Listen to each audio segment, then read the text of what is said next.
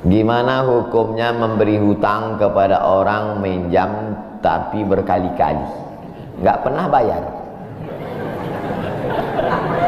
Apakah kita termasuk orang yang menzolimi dengan tidak mendidik orang tersebut menjadi mandiri? Karena sepertinya tak pernah mandiri dan tidak berniat untuk melunasi. Ayat yang paling panjang dalam Al-Quran, surat Al-Baqarah 282, satu lembar. Bukan tentang puasa, bukan tentang sholat, bukan tentang baca Quran, bukan tentang zikir, tapi ayat yang paling panjang tentang bayar hutang. Sholatnya banyak, puasanya banyak, zikirnya banyak, baca Qurannya khatam, tapi kalau bayar utang tak dibayar, di akhirat kau akan cari dia. Oleh sebab itu ada orang mati syahid. Oh, mati syahid. Orang mati syahid nggak merasakan sakratul maut. Orang mati syahid nggak merasakan azab kubur. Orang mati syahid tidak merasakan hisab. Orang mati syahid langsung masuk surga. Ilat dain, kecuali hutang. Makanya kalau ada orang menagih hutang, itu dia bukan pelit, dia sedang menyelamatkan saudaranya dari makan haram. Makanya datang ke rumah dia. Habis pengajian nih langsung datang. Assalamualaikum, waalaikumsalam. Kau mau menagih ya? Aku bukan mau menagih, tapi menyelamatkanmu, anak cucumu, istrimu, tetanggamu dari makan haram. Ya ayyuhalladzina amanu, hai orang-orang yang beriman, hai orang yang percaya bahwa setelah mati dia akan hidup lagi menghadap Allah. Idza tadayantum bidainin, kalau kau menjalin transaksi hutang piutang, ila ajalim musamma, sampai ke batas waktu tertentu, faktubuh, tulis, saya pinjam kepada kamu 500.000, akan saya bayar pada bulan Mei. Tahunnya jelas. Banyak juga bulan Mei, maybe yes, maybe no. Bulan berapa? Bulan Mei tahun 2020. Oke.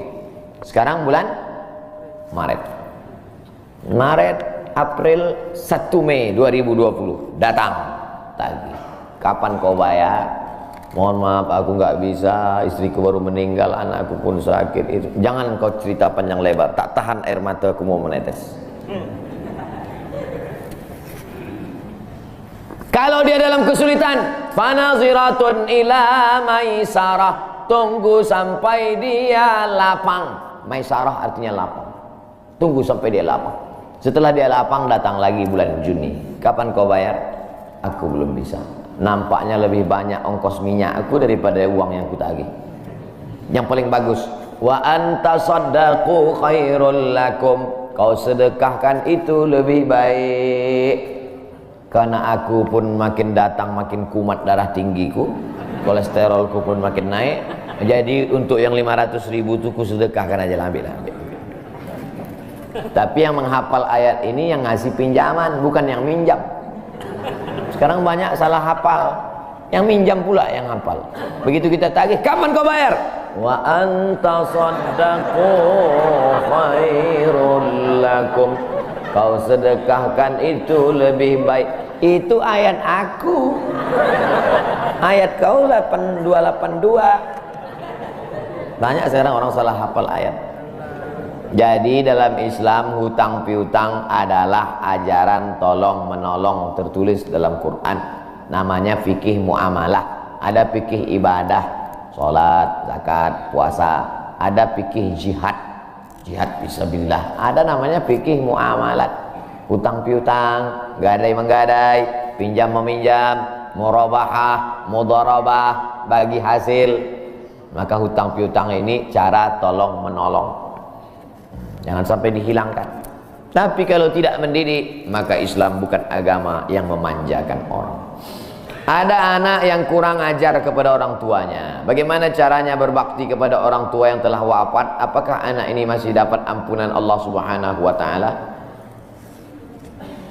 Datanglah seorang bapak mengadu kepada Umar bin Khattab.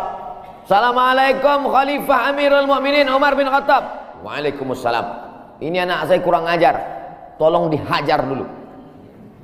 Kata Umar bin Khattab orangnya bijaksana. dia tidak mau main pukul. Dia tanya dulu, kenapa kau kurang ajar pada bapakmu? Hai Umar bin Khattab, kata anaknya, ya, apakah seorang anak itu punya hak terhadap bapaknya? Ya. Apa hak anak? Mencarikan ibunya yang solihah, memberikan nama yang baik, memberikan makanan yang halal.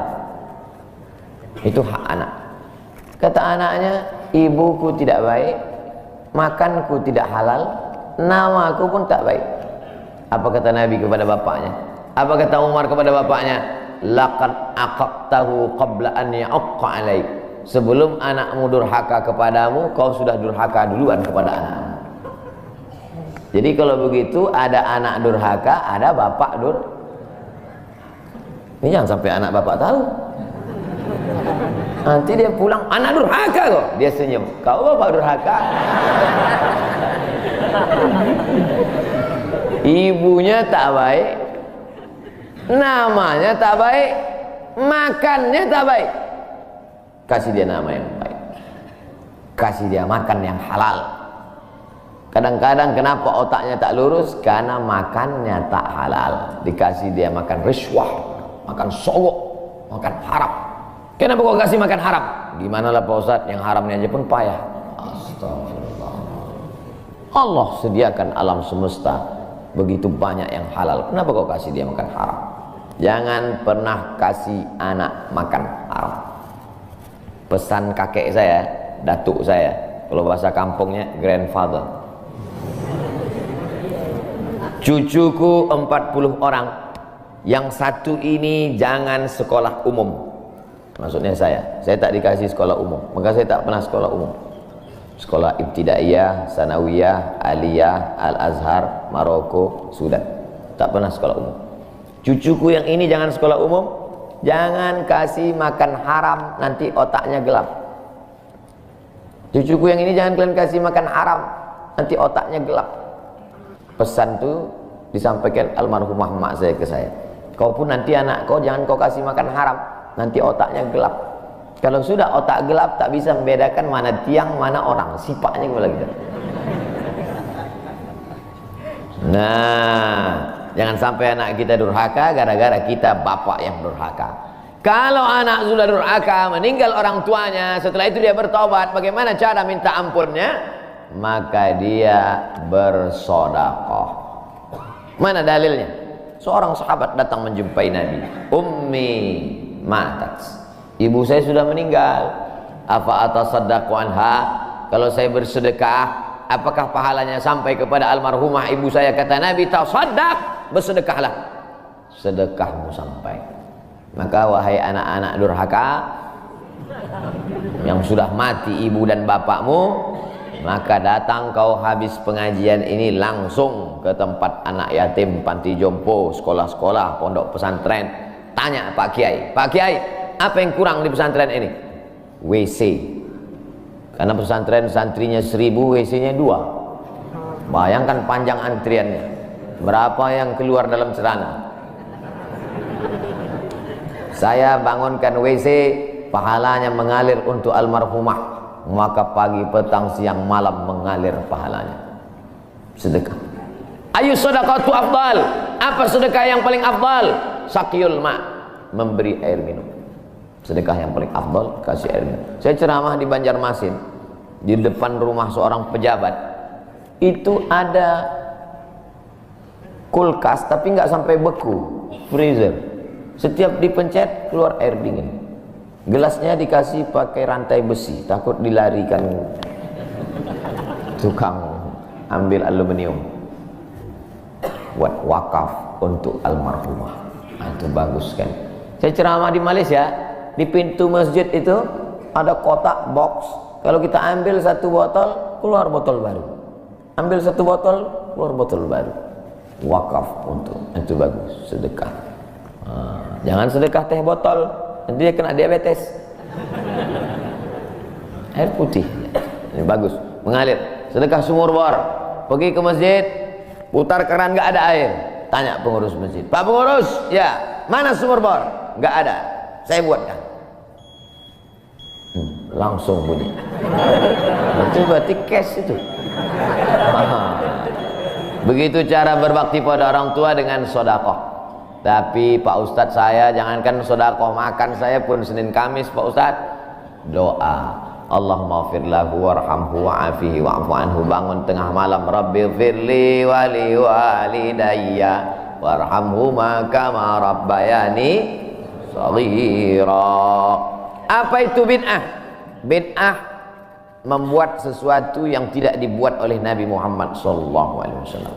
Tidak ada dalilnya dari 3 aspek: qauli, fi'li, takriri. Perbuatan yang tidak ada dalilnya bid'ah. Jangan dikatakan perbuatan yang tidak dibuat Nabi bid'ah. Perbuatan yang tak ada dalilnya bid'ah. Karena kalau dikatakan yang tidak dibuat Nabi bid'ah, Nabi tidak pernah pakai peci. Tunjukkan saya mana hadis Nabi pakai peci. Berarti peci ini bid'ah.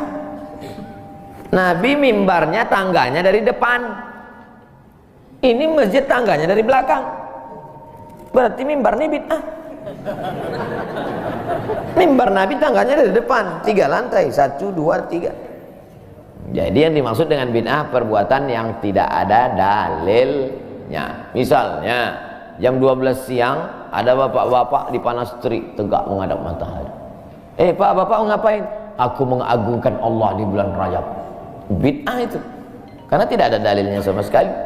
Tapi selama ada dalilnya, tidak boleh kita katakan orang itu melakukan perbuatan bid'ah. Malam Jumat baca Yasin, kumpul 10 orang baca Yasin. Yasin wal Qur'anil Hakim innaka laminal mursalin. Bid'ah.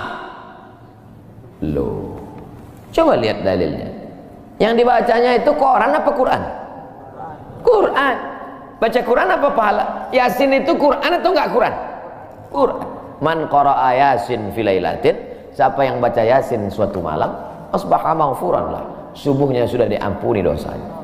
Mestinya baca Quran itu semua, tapi karena dia enggak sanggup semua, dia pilih hati Quran.